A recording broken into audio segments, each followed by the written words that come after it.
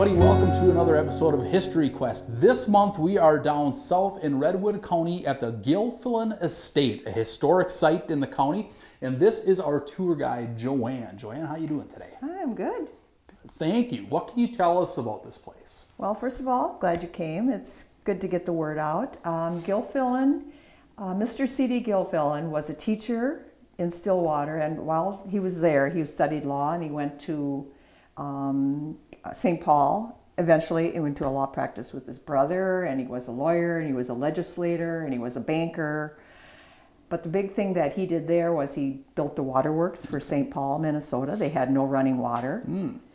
And when he got that all done, he decided he wanted to farm and raise cattle. So he came out here and bought 13,000 acres of land, sold 3,000 of it, had 10,000 for a cattle farm, cattle ranch.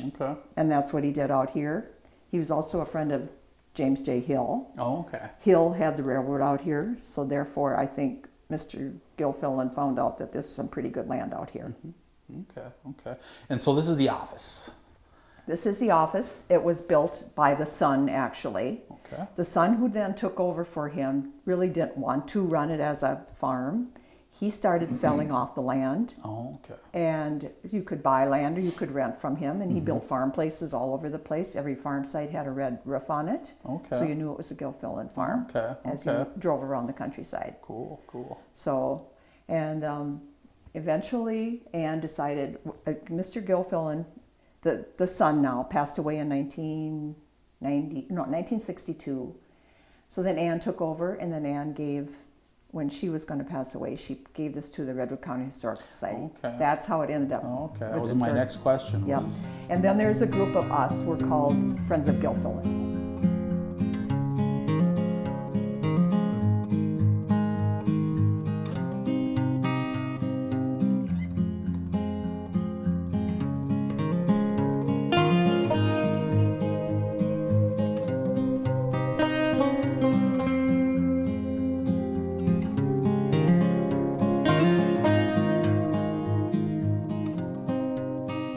So this is the part of the office where he met with his renters and owners also.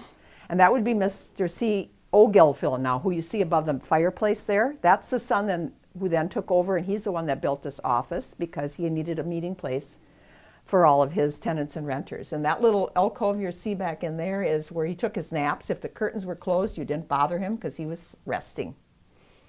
There's a lot of, he did a lot of hunting and fishing, as you can see by many of the souvenirs on the wall. Just a pretty cool room. This house was built in 1882. When it was first built, it had some porches around on this side of the house too, and it also had an old dining hall to feed all the workers, built on the very back of the house on the right side. And when the other son took over, then they took the dining hall off because they didn't need it anymore. They didn't have all the farm workers. So this is the porch. Beautiful when the sun is shining, not today. All the things in this house, as in this porch, are things that the Gilfillans had when they lived here. We did not take anything out. The ceiling even is original. Somebody painted over the varnish and it did a crackle, and everybody thinks it's pretty cool. The rug in here is alpaca, and it's from Peru, and there's lots of things in the house also that they gathered when they traveled. So this is the library. Charles and Anne were married in this room in September 1920, and then they had a brunch and went on their honeymoon after that. But there's some unique things in this room. The two chairs on the left are Mr. and Mrs. chairs, and the table here is something that they got when they traveled, and it actually says Anne and Charles in Arabic engraved in it, and it's mother of pearl, and it's from Damascus, Syria is where it came from. The rug in here is also very old. It was brought out here from the house that they had in St. Paul, so it's probably about 180 years old. Wow. And again, everything in here is stuff they had when they were in here. So then this is the living room, and in the living room is a Steinway baby grand piano. They didn't play piano, but if you were a guest in your house, they would happily have you play piano. And I've had people play this piano when I've given tours, both piano teachers and kids, and it sounds beautiful. And the picture above the piano is Madonna and Child. That was Anne's favorite picture. And the gentleman in the back of the piano on the left is the Presbyterian minister who married them in this house. This little room was the den. And then during the war, when help was hard to get, they closed it off. The upstairs where their bedroom was, and then they made this into their little bedroom down here. And then later when Anne lived here by herself, this was her little bedroom in here. That little red and white hanging on the door is her swimsuit, as well as the yellow one over here. And all of the things on the dresser are all the things that Anne used.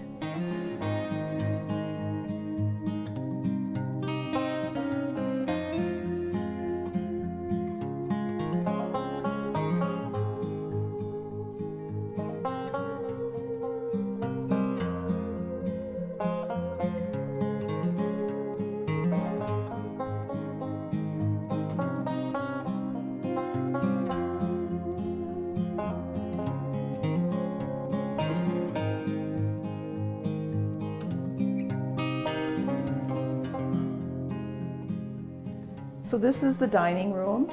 The light hanging above the table is a Tiffany lamp.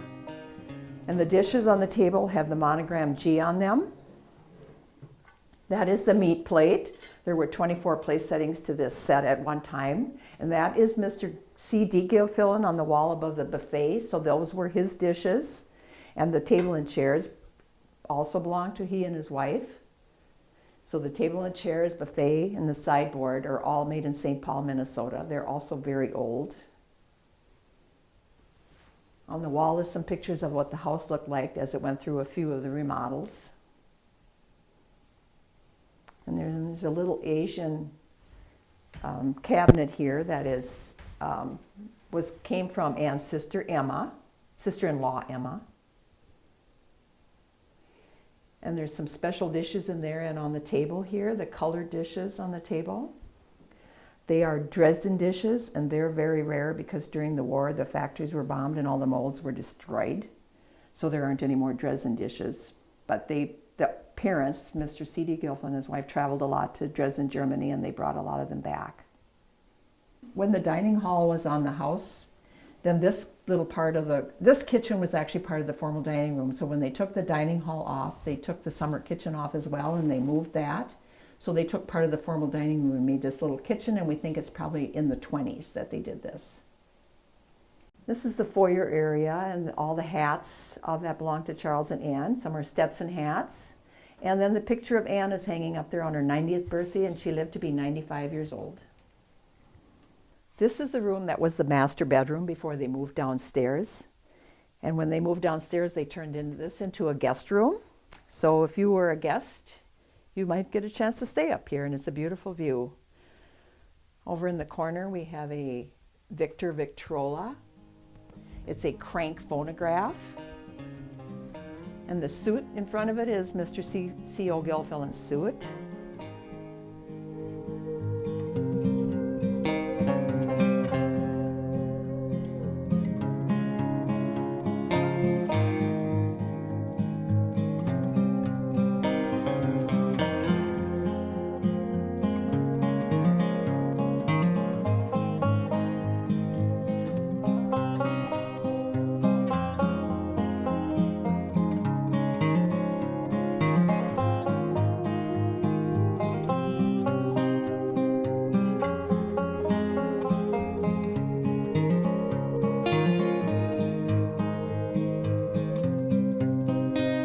This is an extra bedroom up here. The furniture in here is the bedroom set that C.O. bought with the first money that he made. These rooms even have little walk-in closets. Tiny little door, but it's a walk-in closet.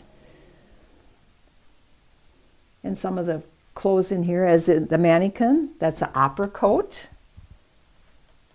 And then C.O.'s suit.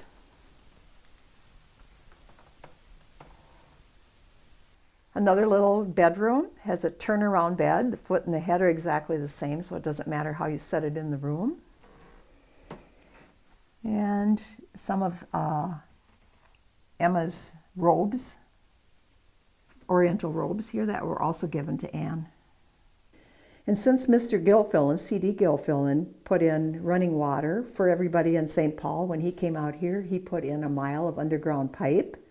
Therefore, this house had a bathroom right away with running water, as well as it went to all of his cattle sheds and the houses that he built for his help on the grounds here.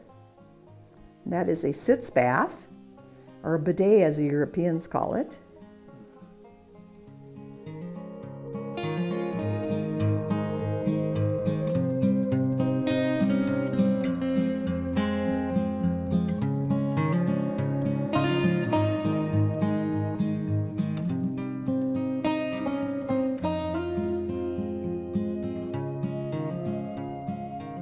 Now we're back in the maids' quarters.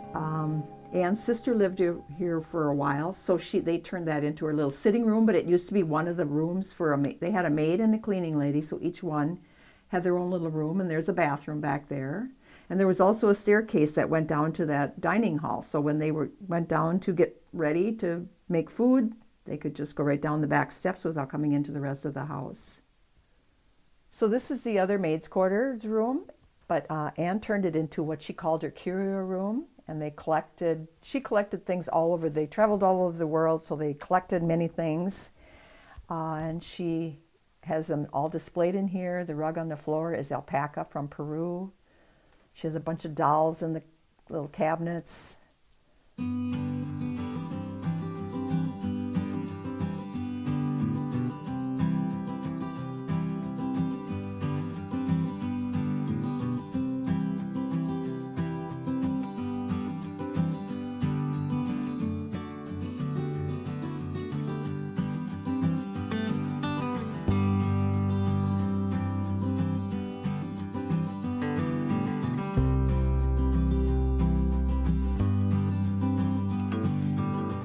So this is just an underground garage. It's where the old dining hall used to be when they took that off. I think it was about in the 40s they put this garage on here.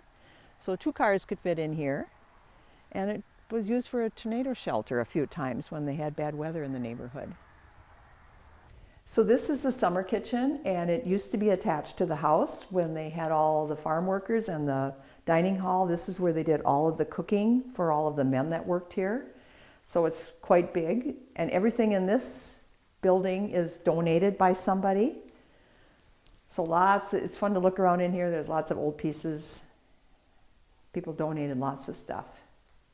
This is one of the original sheds out here at Gilfillan, and all the things in here were donated by many different people.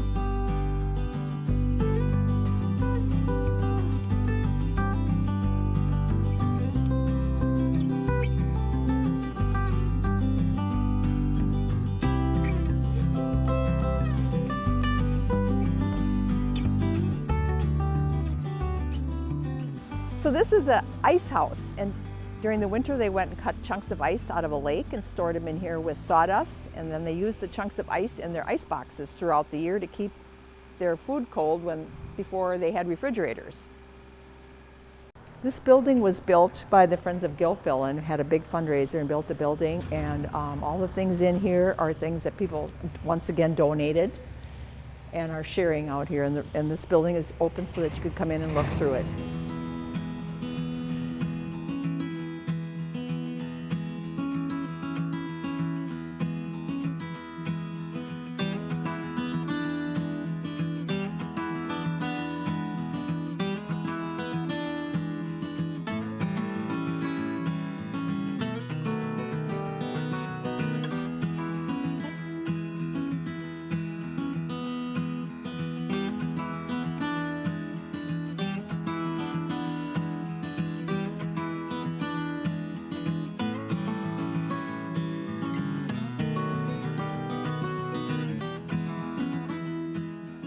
This is the pavilion, and this is where we have weddings. People have their wedding receptions here, or maybe anniversary parties or whatever you want to rent it for.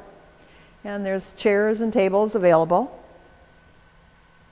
So this is one of the houses that Mr. Gilfillan built for one of his employees. Maybe, for instance, a bookkeeper would have lived in this house. So this would be quite a fancy or a very nice house for someone to move into.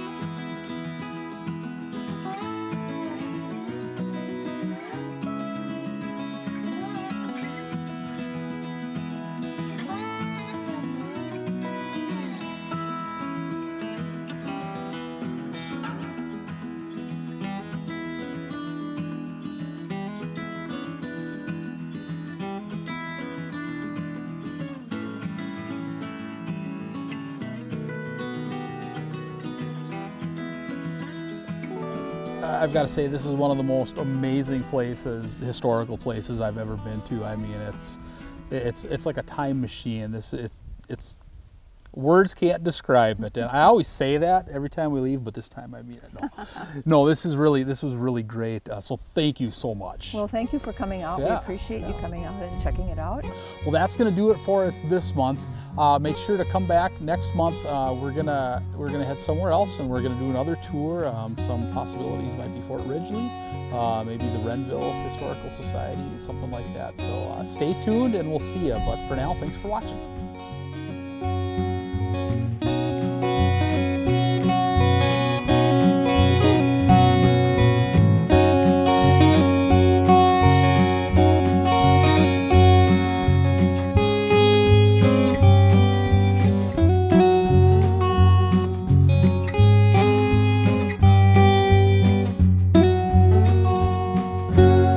Stop screwing around. Okay, here we go.